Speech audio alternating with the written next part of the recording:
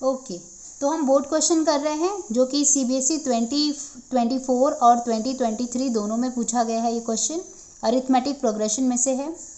If the sum of the first n terms of an APB 3n square plus n and its common difference is 6, then its first term is। हमारे पास चार option दिए हुए हैं 2, 3, 1 and 4। तो कौन सा option सही होगा, तो उसके लिए पहले हम सॉल्व करके देख लेते हैं।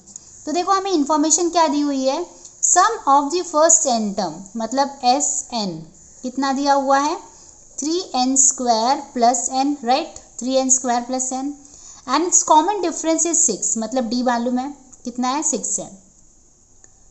Then its first term is, मतलब a हमें पता करना है, ठीक है। अभी देखो Sn का फॉर्मूला क्या है, Sn equal to n by 2a plus n minus 1d, right.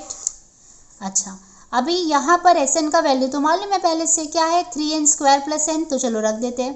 तो 3n square plus n equal to n by 2a plus, अभी क्या हमें d मालूम है क्या, हाँ हमें d भी मालूम है, d है 6, तो मैं यहाँ पे d भी रख देती हूँ। बस ये d को मैं आगे लिख देती हूँ, तो मैं यहाँ पे 6 लिख देती हूँ n माइनस 1d। यहाँ पे d पीछे था, मैंने जस्ट आगे लिख दिया, कोई फ़र्क नहीं पड़ेगा, आप यहाँ भी लिखोगे तो भी एक ही बात है, ठीक है। आगे लिखते हैं 3n square plus n equal to n by 2a plus, अभी देखो 6 को अगर मैं स्प्लिट करूँ तो मैं क्या लिख सकती हूँ 2 इंटू 3 n माइनस 1। अब मैंने ऐसा क्यों किया, मैंने ऐसा इसलिए किया ताकि मैं दोनों टर्म में से 2 को कॉमन ले सकूँ और 2 को बाहर निकाल पाऊँ, ठीक है। तो देखो ये क्या होगा 3n स्क्वायर प्लस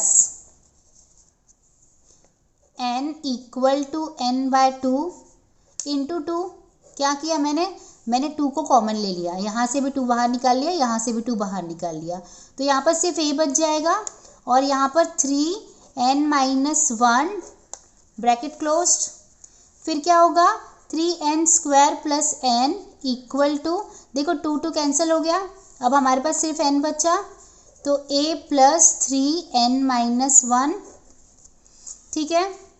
अच्छा, अभी क्या करेंगे, हम यहाँ पर ब्रैकेट खोल लेते हैं, तो ये क्या हो जाएगा n, तो ये स्टेप मैं ऐसे ही लिख रही हूँ, ये हो जाएगा a प्लस 3n माइनस 1, यहाँ पे बड़ा वाला ब्रैकेट आ जाएगा, और यहाँ पे देखो यहाँ पे मैं n कॉमन ले सकती हूँ, यहाँ पे भी n है और यहाँ पे भी n है, तो मैंने n बाहर निकाल दिया। अब यहाँ पे n पावर 2 था तो एक n तो बाहर चला गया, तो यहाँ पे एक ही n बचेगा, समझ में आया, n स्क्वायर था, एक n बाहर चला गया, यहाँ पे 1 बच जाएगा, राइट।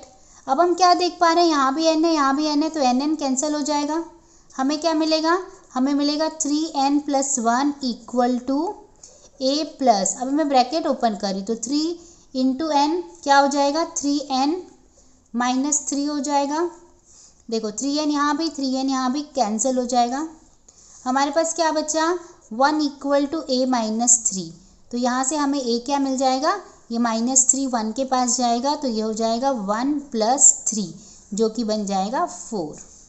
तो फिर a का वैल्यू हमने क्या निकाल लिया 4।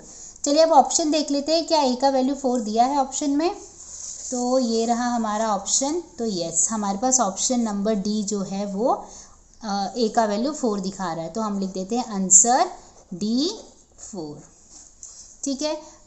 आई होप आपको समझ में आया है। Thank you for watching.